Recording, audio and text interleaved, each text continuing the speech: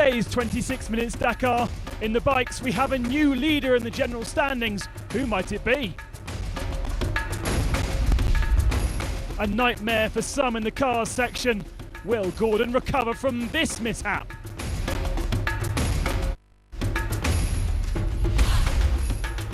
In Dakar Stories, we report on everything that happened yesterday, including this horrible crash.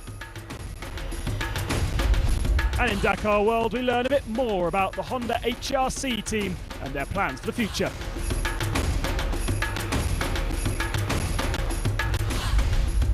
And in Dakar Legend, we relive the horrible Tenera, the stage of 1983. All the news, all the action on this 26 Minutes Dakar, Nazca to Arequipa.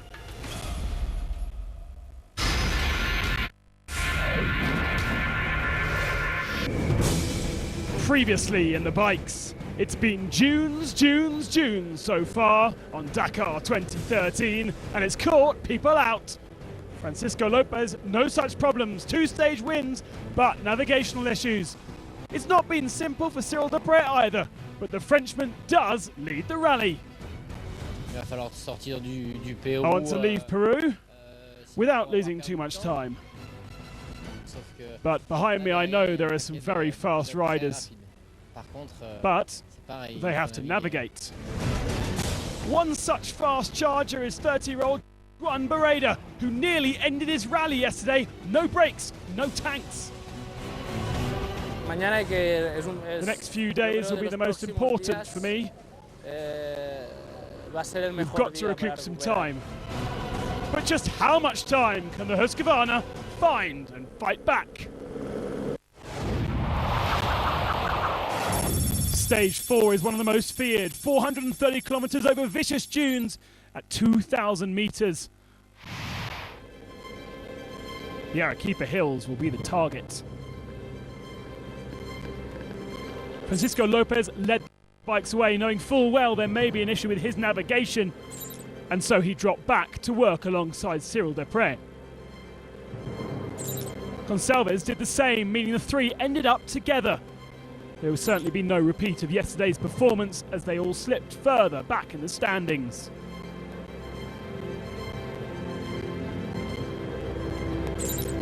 Depret was not happy about this, describing them as bees swarming around him.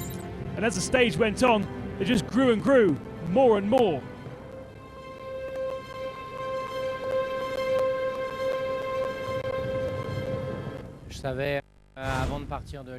I knew before leaving Lima this would be very complicated. It's a place where the tracks are always marked and I can never escape. Behind me there are some good riders and they have very good vision, so they can see the tracks.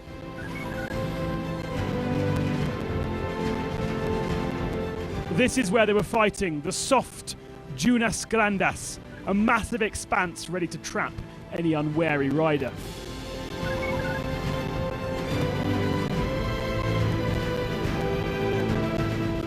For Olivier Pain, this was his playground, and with the tracks ahead having started 8th, he was able to make up really good time and snatch second on the stage.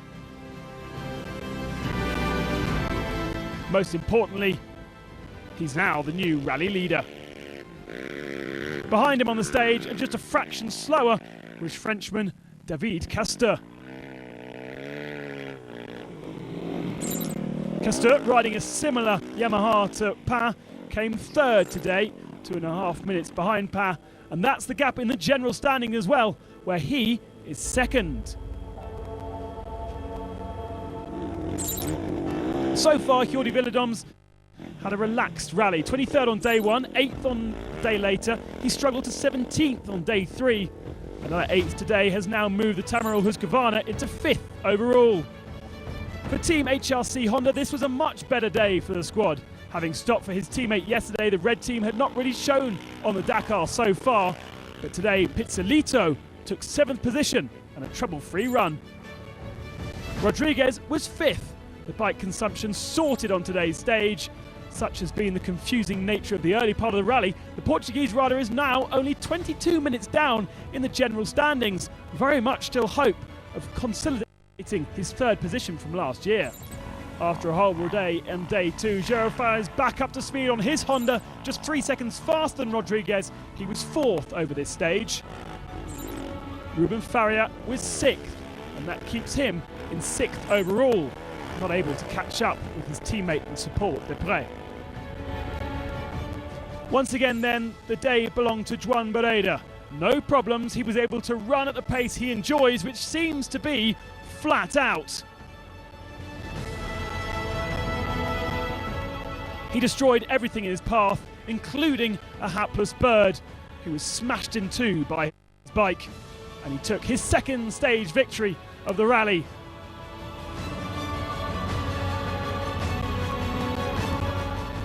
By the end of the stage, most of the riders had gathered together for a 5-bike formation finish beside the sea.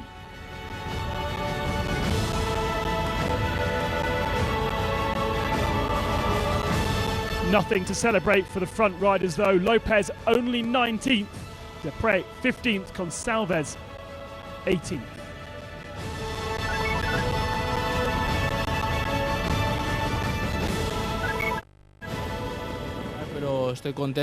I'm really happy. After 4 days of the rally, we've only had one problem with my wheel. No problems with navigation. I've actually navigated really well at the stages, and I'm very happy for that. The day was really good. I followed my own rhythm. Since the start, I've been really focused with no pressure. I'm just actually having fun. I took care not to crash because it's only the start of the rally, but I must not be too excited about this result. Yesterday I managed to climb up to 4th position. My target is to keep fast, and if it's a good day, good news. We'll go until the end like this. Barreira then winning 8.5 minutes over Pin, Castor in 3rd, and then Fares-Gil and Rodriguez. No KTMs in the top 5 positions.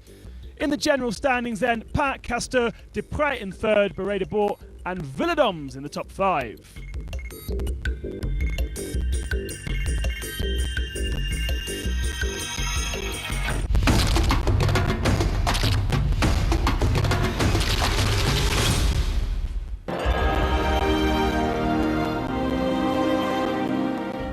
Entering officially for the first time in 21 years, HRC have brought Honda to the Dakar to fight the might of KTM. After initially shaking down in Morocco, the bright red machines were instantly noticeable. I mean, HRC, it's very big word. You know, in our industry, it means value and speed, and you know, it's very prestigious. Leading the team will be Helder Rodriguez. It's a completely different world with HRC. Honda want to win and do a great job. Everyone's really focused on that. We've been working so hard the last 6 months, and we're happy to be here. Honda have much success in the early days of the Dakar. Cyril Neveu winning in 82, 86 and 87, while Italian Orioli won a year later, and Laney made it 5 wins in the 1980s. It's clear the history of the Dakar, Honda's history with the riders are of course linked. My dream is to do what they've done, and that's why we're here, to work hard and to win. The bike is based on the Honda 450 production bike, but plenty has changed. In fact, just the gear shifter remains from the original machine. Philosophy, easy to control. Dakar is the toughest rally all over the world, so we need more criteria for developing this bike. So target is much higher than production bike, including motocrosser and enduro bike. This is highest one, toughest one. This is very much a development year, but the pressure will be on to win come 2014.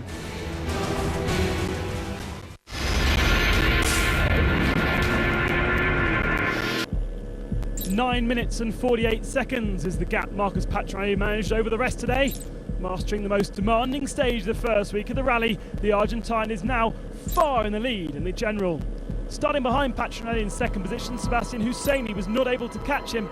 The Dutchman second today, second in the overall. More than 15 minutes back from the winner of the stage was Polish Lukas Lasovic on the Yamaha. He quickly passed his compatriot Rafael Sonic and ended up in third position. The Polish are ambushing Sonic fourth today.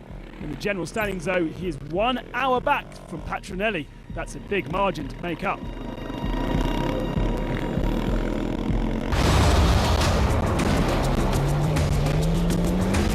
Coming next in the cars, Robbie Gordon may have gone one step too far this time. Find out if he recovers from this.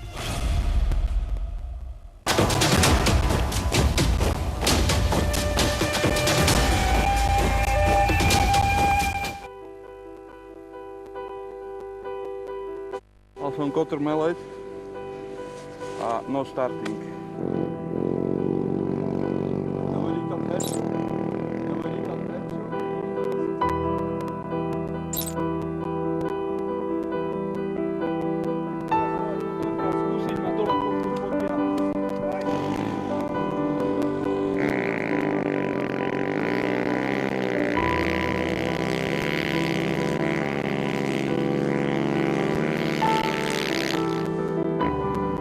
It's game over. Yeah. Is it game over? Yeah. Yeah, till next year. Plug is broken.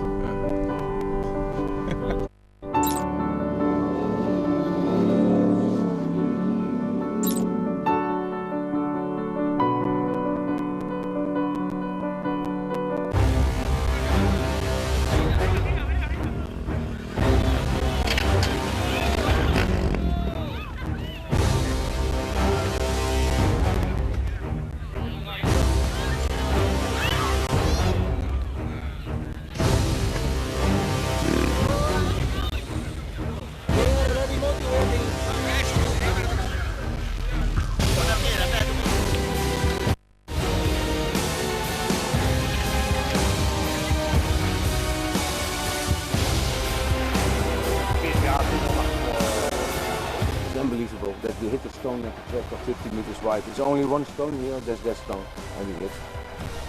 That's very sad.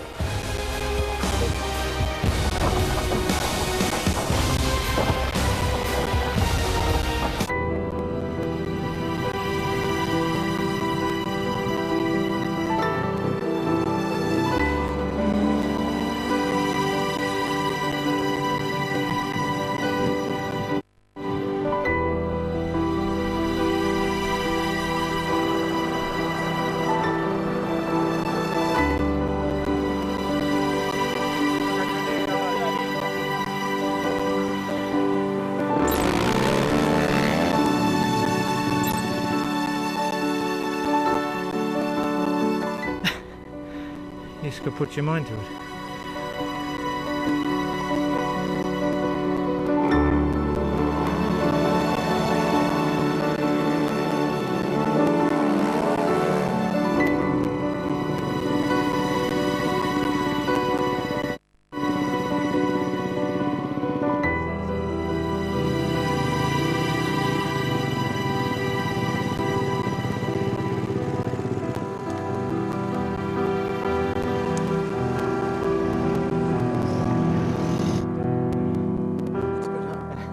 I said that.